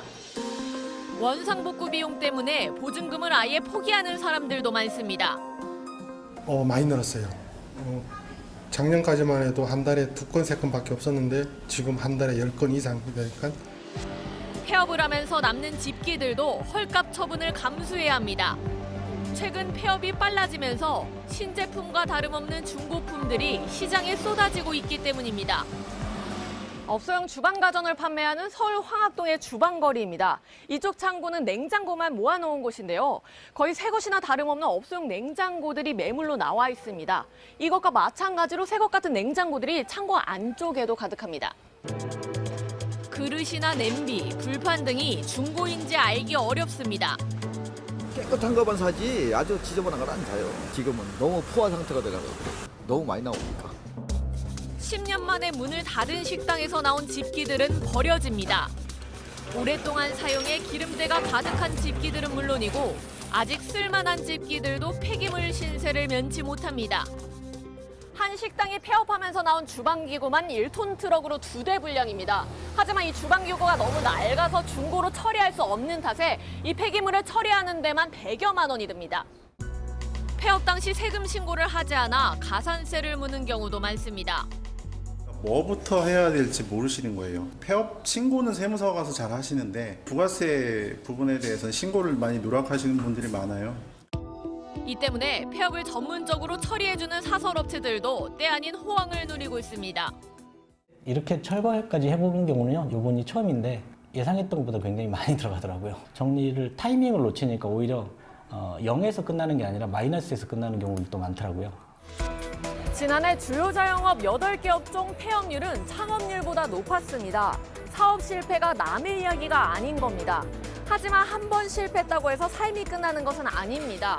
창업만 독려할 것이 아니라 더 나은 폐업, 그 이유를 대비하는 지원이 필요합니다. 밀착 카메라 구혜진입니다. 코드제로 R9이 인공지능 땡큐를 만나면 청소는 어떻게 바뀔까요? 학습된 데이터로 집안을 이해하고 거실 청소해야겠네. 원하는 곳은 지정해서 청소하고 상황 따라 흡입력을 조절하고 로봇 청소기 시작. 이렇게 사람과 소통도 합니다. 인공지능 로봇 청소의 시작. LG 코드제로 R9. Thank you. 예, 시청자 여러분, 오늘 앵커 브리핑 생략하겠습니다. 그리고 팩트 체크도 오늘은 하지 못할 것 같습니다. 이유는 저희들이 긴급하게 잠깐이나마 토론이 좀 필요한 내용이 생겨서입니다. 저희들이 고용지표가 지난달에 굉장히 안 좋게 나왔고 또 이번에 더 좋지 않게 나오면서 사실 지난달에 저희들이 이제 정치인들 모시고 이 문제를 놓고 토론을 한 바가 있는데 기억하시겠습니다만 그보다 하루 전에 전문가 토론을 하기로 돼 있었죠. 그리고 이제 정부 관료 그중에서 이제 김상조 공정거래위원장도 나오시기로 했고 그랬었는데 그 토론회가 지난번에 말씀드린 것처럼 무산됐었습니다. 왜냐하면 태풍 때문에 국회 일정이 좀 늦어지면서 그때 이제 김상조 위원장도 못 나오시고 해서 결국 이제 무산이 됐었는데 제가 나중에 꼭 한번 다시 하겠다라고 말씀을 드렸었고 그다음에 꼭 오늘이 바로 그날이 돼버린 것 같습니다. 오늘 고용지표가 더 나쁘게 나왔기 때문에요. 다만 짧은 시간 동안 토론을 진행할 것이기 때문에 네 분 다 모시진 않고 그 당시에 전문가로 나오시기로 해주셨던 두 분이 계십니다. 숙대 경제학과의 신세동 교수님, 안녕하십니까? 예, 그리고 서울대 행정대학원의 박상인 교수님. 네, 안녕하세요. 그때 못 모시고 겨우 오늘 또 모시게 됐습니다. 예, 이 두 분과 함께 잠깐 좀 토론하고 다만 비하인드 뉴스의 박성태 기자는 지금 준비를 하고 있습니다. 이따 진행하도록 하겠습니다. 바로 들어가겠습니다. 예, 취업자 증가수가 전년 대비 3,000명. 지난달에 5,000명이었다가 이제 2,000명이 더 줄어든 바람에 물론 예상은 했다고 하지만 굉장히 좀 받아들이는 충격의 도가 또 큰 것 같습니다. 근데 역시 이걸 왜 이런 나쁜 상황이 계속되느냐를 좀 진단을 해야 되는데 단지 간단하게 최저임금만 가지고 얘기하기는 좀 어려운 상황인 것 같고요. 그래서 정책, 구조, 경기 뭐 거기에 최저임금 포함해서도 마찬가지고 무엇이 굉장히 중요한 그 이유라고 생각하셨는지 우선 신세동 교수께 좀 드리겠습니다. 그 2013년서부터 매년 한 60만 그 취업자 증가되던 게 그 다음에 50만, 그 다음에 40만, 그 다음에 30만 계속해서 지난 몇 년 동안 취업자 수가 한 10여만 정도로 줄어들고 있는 상황이었습니다. 그게 이제 우리가 구조적이라고 이야기할 수 있겠죠. 뭐 인구라든지 그 다음에 작년 하반기서부터 반도체 경기가 조금 꺾이면서 경기가 상당히 안 좋아지는 그런 국면이 거기에 더해졌습니다. 거기에 이제 최저임금이 작년에 16.4% 더해졌기 때문에 구조적인 요인이 깔려 있었고 거기에 경기적인 요인이 더해졌었는데 결정적으로 타격을 준 게 저는 최저임금이다. 따라서 아까 어느 게 더 큰가가 중요한 게 아니고 어느 게 먼저 나왔고 어느 게 결정적으로 때렸는가 그런 차원에서 보면 최저임금이 굉장히 중요한 역할을 했다는 거죠. 예를 들면 조선업계 구조조정이라든가 이런 것들도 포함해서 말씀하신 겁니다. 그렇습니다. 예. 자, 박 교수께 드려야 될 것 같은데요. 글쎄요, 저는 뭐 구조적인 요인이 지금 우리 한국 고용 문제 또 경제 성장률 저하 문제 근본 원인이라고 생각합니다. 특히 제조업이 경쟁력을 잃고 있다는 거. 주력 산업의 경쟁 상실, 특히 최근에 자동차 조선에서 나타나고 있는 그로 인해서 많은 기업들이 한계 상황에 몰리는 그리고 폐업 위기에 가는 이게 사실 가장 큰 원인이라고 생각을 하고요. 통계에서도 보면은 제조업 부분의 일자리 감소가 아주 드러지고 특히 그 30, 40대 제조업에서 항상 고용되어 있어야 될 분들이 일자리를 많이 잃었다는 것이고요. 제조업이 나빠지면서 아울러 그 근처에 있는 자영업들까지 나빠지는 사실 그래서 최저임금의 효과가 어느 정도는 있을 것 같습니다. 왜냐하면은 아파트 경비원 이런 분들 보면은 조금 줄어드는 게 보입니다. 근데 자영업을 보면은 꼭 최저임금이라고 말을 할 수 없는 것이 고용인이 없는 자영업의 감소가 더 크고요. 고용인이 있는 규모가 어느 정도 되는 자영업은 오히려 숫자가 늘었습니다. 즉 다시 말씀드리면은 자영업 중에서도 경기에 취약한 자영업 부분들이 지금 많이 없어지고 있다. 그리고 하나 추세적인 말씀하셨는데 또 하나는 이제 건설 부분이 있죠. 그전에 박근혜 정부 때는 건설 경기를 계속 부양했기 때문에 거기서 상당한 고용을 계속 만들어 왔는데 문재인 정부가 들어와서 지금 건설 경기 부양을 안 하면서 건설 부분에서 많이 빠지고 있는 부분 이것까지 좀 생각할 필요가 있다고 생각이 됩니다. 구조적인 부분이 계속 진행이 되어다가 결정타는 최저임금이었다라고 신 교수께서 주장하셨는데 어찌 보면 이제 약간의 반론을 제시한 거거든요. 제 반론을 좀 부탁드리겠습니다. 그 이제 고용원이 있는 자영업자 숫자가 늘었다. 뭐 는 폭은요. 고용원이 없는 자영업자가 줄어든 폭의 절반도 안 돼요. 따라서 자영업자 숫자를 보면 전반적으로 숫자가 이제 줄고 있는데 제가 오늘 아침에 창원을 갔었는데요.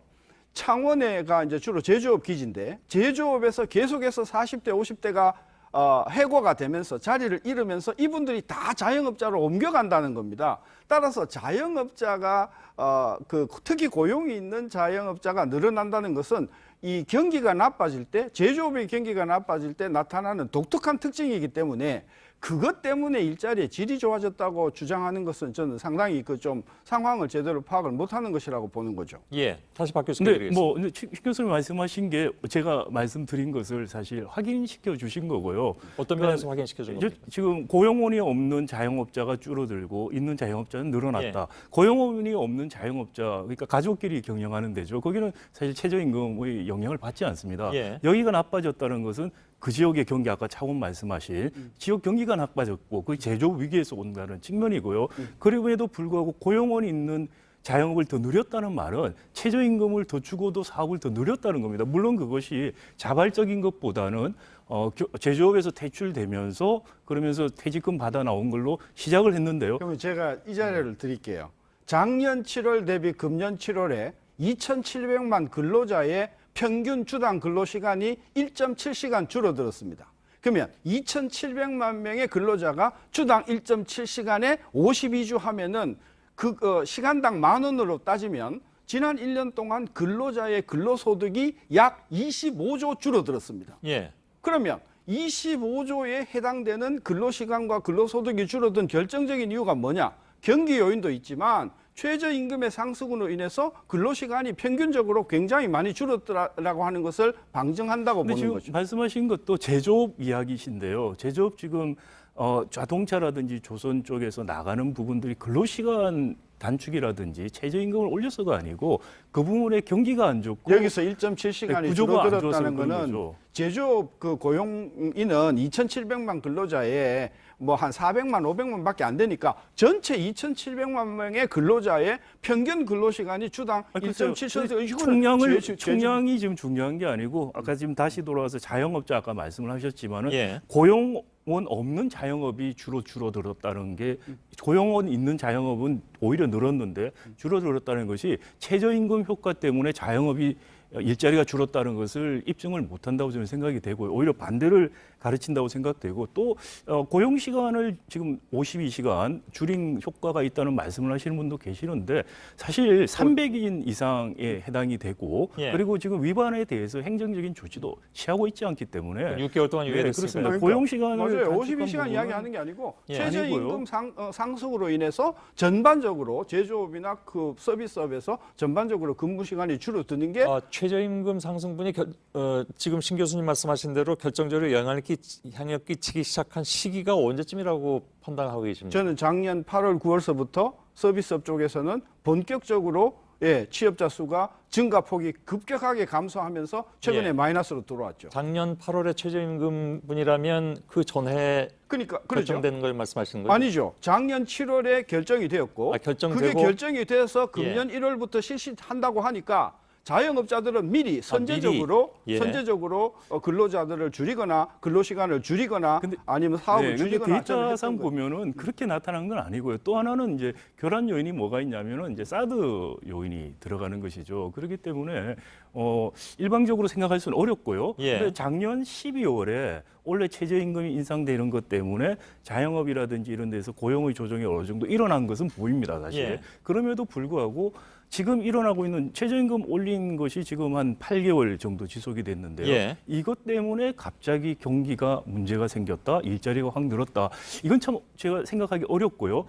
우리가 2010년부터 제조업 가동률이 한 80%에서 지금 한 70%로 계속 떨어지고 있습니다. 예. 이 제조업 가동률이 떨어지는 게 제조업의 경쟁력 상실과 같이 가는데 그게 지금 신 교수님이 말씀하신 우리 고용의 전반적인 변화 추세하고 같이 가고 있다. 그래서 근본적인 원인이 예. 제조업의 경쟁력 상실이기 때문에 정부의 대책도 이 근본적인 원인에 더 포커스를 맞출 필요가 있다는 것이죠. 그런데 아시는 것처럼 일단 오늘 나온 뉴스로는 최저임금에 대한 속도 조절론이 나왔습니다. 물론 내년 걸 건드릴 수는 없다고는 했지만 김동연 부총리의 말로는 아까 그 신 교수께서 말씀하실 때 왜 작년에 올리기로 한 것이 사전 효과를 가져왔다고 했잖아요. 근데 그러면 이번에 김동연 부총리가 얘기하는 또 다른 이른바 이제 어나운스먼트 효과라고 얘기하는데 이제는 조절을 통해서 상승폭을 훨씬 줄여가겠다라고 미리 얘기하면 내일 이후에 당정과 청와대까지 논의를 거친다고 했으니까 그러면 그것도 역시 사전 효과가 있을 거라고 보십니까? 전혀 없을 거라고 보는 거죠. 예. 왜냐하면요. 지금 김동연 장관이 아까 그 전에 뭘 이야기했냐면 불가역적이다. 예. 즉 내년에 적용하는 10.9% 이미 정해져 있습니다. 8,350원 이거 물릴 수 없다. 예. 근데요. 내년에 1월 1일부터 8,350원으로 결정이 된다고 하는 것이 확정이 되는 순간 예. 많은 자영업자와 제조업자들은 금년 추석이 끝나면 본격적으로 인력 구조 조정을 단행할 것이고 예. 저는 그래서 추석 이후에 10월, 11월, 12월 달 동안에 내년도 인건비 상승을 감안해서 상당히 많은 취업자의 감소가 일어날 것이다. 사전적으로. 예. 따라서 김동연 장관이 속도 조정을 한다는 것이 적용이 된다는 건 2020년 이후거든요. 예. 그때는 이미 많은 자영업자들이 이미 자생력을 잃고 나서기 때문에 저는 내년에 고용은 지금보다도 더 나쁠 가능성이 크다. 예, 그렇게 보십니까? 뭐 어나운스먼트 효과가 별로 없을 거라는 거는 저는 일단 동의를 합니다. 예. 그리고 이 최저임금 효과가 자영업이라든지 한계 상황에 있는 중소기업에 영향을 미치는 건 저도 내년이 더 심각할 거라고 생각을 합니다. 예. 왜냐하면은 올해까지 제가 자영업 하시는 분이나 중소기업 하시는 분들하고 이야기를 해보면 작년에 올린 16% 조금 넘는 그거는 어느 정도 감내할 수 있다. 그런데 내년에도 10% 이상 올리면 정말 어려워질 거라는 말씀들을 많이 하셨어요. 그래서 예. 내년에 최저임금을 지속적으로 지금 수준을 유지한다면 상당한 부정적인 효과가 올 수도 있다고 생각합니다. 그런데 지금 말씀드리고 싶은 것은 현재 나타나고 있는 고용지표 같은 것들을 최저임금이라고 이야기를 한다는 건 굉장히 예. 무리가 있다는 것이고 그것은 한국 경제의 본질적인 문제를 잘못 보게 하는 어리석음을 범할 수 있다는 것이죠. 우리 경제의 본질적인 문제는 제조업의 경쟁력 상실이고 거기에서 오는 많은 구조적인 문제다. 이것을 고치기 위해서 정부가 구조적이고 장기적인 대책을 함께 단기 대책과 제시해야만 위기도 극복할 수 있고 국민들을 설득할 수 있다고 봅니다. 예. 그러면 제조 문제까지 여기서 다 얘기하기엔 시간이 좀 부족하긴 합니다. 제가 오늘 토론 시작하면서 사실은 사전에 두 분께 우선 큰 틀에서 시간이 짧으니까 큰 틀에서 얘기를 하자고 말씀드렸는데 일단 고용지표 문제와 최저임금 가장 크게 논란이 되고 있는 문제니까 그 부분은 여러분들 두 분의 의견을 잘 들었습니다. 역시 가장 큰 문제는 소득주도 성장 정책의 기조를 바꾸느냐 아니냐 하는 문제다. 물론 정부는 안 바꾸겠다고 얘기를 하고 있고 그것이 연말이나 아니면 내년 초에 그 어떠한 효과로서 일정 부분이라도 나타나면 정부엔 힘이 되겠지만 신 교수님 예측처럼 별로 그것이 나아지지 않거나 아니면 악화되면 이건 굉장히 큰 또 정부로서는 혼란에 빠질 수 있다는 얘기죠. 바꿔야 된다고 보십니까? 근데 바꾸기 전에 소득주도 성장을 뭐로 정의하느냐가 지금 대혼란이 일어났습니다. 예. 지금 많은 사람들은 최저임금을 소득주도 성장이라고 안다고 정부는 생각하고 있습니다. 예. 대통령께서 국정운영 5개년 계획을 세우셨을 때 소득주도 성장의 핵심은 국민 눈높이에 맞는 질 좋은 일자리였습니다. 예. 즉 소득주도 성장의 핵심 키워드는 좋은 일자리입니다. 예. 그게 지금 만들어지지 않습니다. 그러니까 지금 신 교수님 말씀은 정부의 정책 기조가 알게 모르게 지금 바뀌어버렸다라는. 바뀌어버렸습니다. 예. 그래서 소득주도 성장은 최저임금만도 아니고 그다음에 가계 생활비를 대어주는 것만도 아니고 예. 문재인 정부가 국정운영 5개년 계획의 핵심 키워드로 집어넣은 소득주도 성장은 눈높이에 맞는 좋은 일자리입니다. 예. 그 부분에 있어서 성과를 못 내고 있기 때문에 예. 무엇이 잘못되었는가를 반성을 해야 할 때지 최저임금을 가지고 지금 논할 때는 저는 아니다. 예. 아마 오늘 나온 자료를 가지고 청와대에서는 그렇게 반론할 것 같긴 합니다. 그러니까 상용 일자리 숫자는 늘어나지 않느냐. 그러니까 질적으로 좋은 일자리는 늘어났기 때문에 그건 좀 낙관적으로 볼 것이다라고 주장할 텐데 그에 대한 반론도 마저 듣겠습니다. 고용률 지난 한 8년 동안 고용률 계속 올라왔습니다. 예. 상용 근로자의 비율 계속 올라왔습니다. 예. 그리고 어떤 정부보다도 문재인 정부 들어와서 상용 근로자와 고용률이 올라가는 속도가 더 낮습니다. 예. 따라서 그걸 가지고 고용의 질이 좋아졌다라고 하는 것은 그러면 그렇다고 하면 박근혜 정부나 이명박 정부 때는 훨씬 더 고용의 질이 좋아졌다고 이야기를 해야 됩니다. 예. 저는 그거 아니라고 보거든요. 지금 근로시간이 줄어들고 있고 많은 자영업자가 문을 닫고 있고 그리고 만약에 내년도에 8,350원이 강행이 된다고 하면 금년 추석이 지나고 나면 굉장히 많은 폐업자나 또는 예. 고용의 감소가 일어날 것이다 꼭 보는 거죠. 예. 자, 박 교수께 드리겠습니다. 네, 이전 정부까지 이른바 낙수 효과에 기대한 성장 정책을 썼습니다. 예. 근데 낙수 효과가 나타나지 않는다는 것이 실증적으로 판명이 됐고요. 그래서 문재인 정부는 분수 효과, 최저임금을 올려서 예, 예. 이른바 분수 효과를 보겠다고 했는데 사실 분수 효과도 제대로 나타나고 있지가 않는 것 같습니다. 예. 최저임금의 폐해가 나타나느냐 여부를 떠나서 저는 폐해는 아니라고 보지만 적어도 효과가 나타나고 있지는 않다고 보이고요. 그것은 왜냐하면 한국 경제 구조 자체가 낙수 효과도 분수 효과도 일어날 수 없는 구조다. 혁신이 일어나고 생산성의 향상이 일어나서 산업 구조가 고도화가 돼야 되는데 고도화가 되기 위해서는 혁신의 기회와 유인이 있어야 됩니다. 그런데 기회와 유인이 없는 구조라는 것이죠. 그러기 위해서 재벌의 경제력 집중을 해소하는 근본적인 개혁, 예. 그리고 유인을 주기 위한 기술 탈시 같은 걸 막을 수 있는 징벌 배상 디스커버리 제도 도입과 같은 근본적인 개혁과 동시에 소득주도 성장, 혁신 성장을 추진해야만 예. 효과도 나고 상승작용이 있을 것이다. 예. 그래서 정책의 우선순위, 중장기적인 효과와 단기적인 정책의 조합을 심각하게 고민할 때다. 단선적으로 소득주도 혁신 성장 선택의 문제같이 몰아가는 것은 굉장히 잘못되고 단기적인 사고라는 말씀을 꼭 드리고 싶습니다. 예, 알겠습니다. 오늘 두 분의 토론 잠깐 좀 진행을 했는데요. 지난번에 무산됐던 토론의 절반을 오늘 하는 셈인 절반의 분들만 모시고 그때 토론을 못했던 것이 오늘 토론을 하고 나니까 더 좀 아쉬웠다는 생각이 듭니다. 이 말씀은 나중에 이거 뭐 계속 지속될 이슈인 것 같아서 다시 모시고 토론할 기회가 분명히 있을 것 같습니다. 또 이슈가 될 겁니다. 예. 그때 다시 한번 좀 모시도록 하겠습니다. 두 분 오늘 고맙습니다. 네, 감사합니다.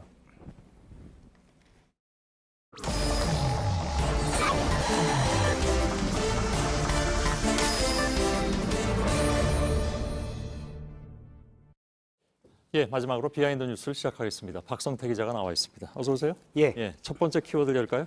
네, 첫 키워드는 공개된 뒷담화로 잡았습니다. 어제 얘기 아닌가요, 혹시? 그렇습니다. 예. 어제 법사위에서 박지원 의원과 여상규 위원장의 설전이 있었는데요. 예. 설전 뒤에 잠시 법사위가 정회됐는데 그 다음 정회된 뒤 모습을 좀 보여드리도록 어제 하겠습니다.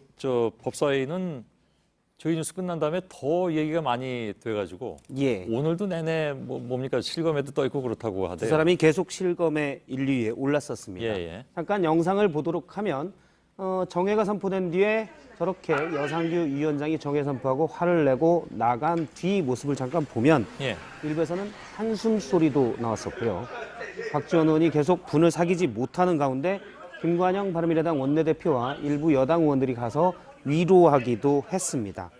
잠시 종천 의원과 박지원 의원의 종천 의원? 예, 민주당의 종천 의원과 박지원 의원의 대화를 잠깐 들어보겠습니다. 지점이 있는데 그게 이제 사법부예요. 따지려면 좀 야무지게 따지지. 초선들이 빌빌빌 해가지고. 아니 그저 팩트인데. 아니 대표님, 저분 목 잡고 넘어질까봐 무서워서 그래요. 내가 지금 이근번에 죄송합니다. 저는 나부령이야. 죄송합니다. 뭐 말 그대로 뒷담화인데 카메라에 다 잡혔습니다. 공개되면 뭐 더 좀 이상해지는 거 아닌가요? 공개가 안 된 내용이면 제가 굳이 찾아서 공개하기는 좀 그랬는데 이미 유튜브에 다 공개가 된 내용입니다. 흔히 국민들이 보기에는 여야 의원들이 앞에서는 싸우고 뒤에서는 악수한다고 했는데 어제 상황은 전혀 그렇지 않았습니다. 또 종종 싸우고 먼저 자리를 비우는 것은 종종 위험하다라고 하는데 어제 보면 여상규 위원장이 나간 뒤에 여상규 위원장으로서는 좀 위험한 상황이 나왔습니다.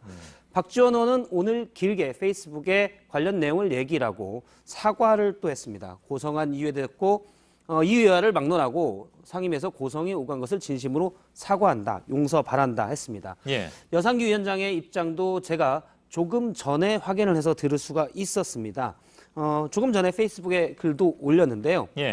당시 발언을 막은 것은 정치권에서 영장 담당 판사를 지적을 하게 되면 정치적 압력을 받아서 이것들은 사법부의 독립에 방해가 된다. 그래서 의원들이 구체적인 재판에 대해서 얘기하는 것을 본인이 막았다고 했고요.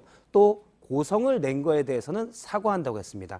제가 직접 조금 전에 통화도 했었는데 다만 사과하는 것은 국민께 사과하는 것이다. 라고. 박 의원한테 하는 건 아니고? 그건 모르겠지만 어쨌든 국민께 사과하는 거라고 강조를 했습니다. 하여간 파장이 굉장히 긴 싸움이 됐습니다. 어쨌든. 두 번째 키워드 보죠. 두 번째 키워드는 카메라는 보고 있다. 이번에도 뭘 보고 있습니까? 오늘 국토위에서도 어제 법사위만큼은 아니지만 여야의 설전이 계속 이어졌습니다. 여러 한국당 의원들이 의사진행 발언을 통해서 민주당의 신창현 의원이 택지 개발 예정지구를 공개한 상황을 비판하자 민주당 의원들의 항의가 좀 이어졌습니다. 원래는 뒤에 현안 질의를 통해서 관련 얘기를 하기로 했는데 의사진행 발언을 핑계로 정치 공세를 한다는 게 민주당 항의의 이유였습니다. 항의가 이어지자 발언 중이었던 자유한국당의 함진규 의원이 반박을 했는데요. 역시 들어보겠습니다. 더 소리쳐 보세요. 카메라가 다 보고 있으니까 더 소리쳐 보세요. 방어의 문제가 아닙니다. 원칙 얘기한 거니까. 어제 큰 소리로 비판받은 의원들이 있는 걸 좀 알고 하는 얘기 같긴 그렇습니다. 합니다. 예. 카메라 있으는데 민주당에서 고함을 지르면 민주당만 손해다. 아마 이런 입장으로 들리는데요. 예.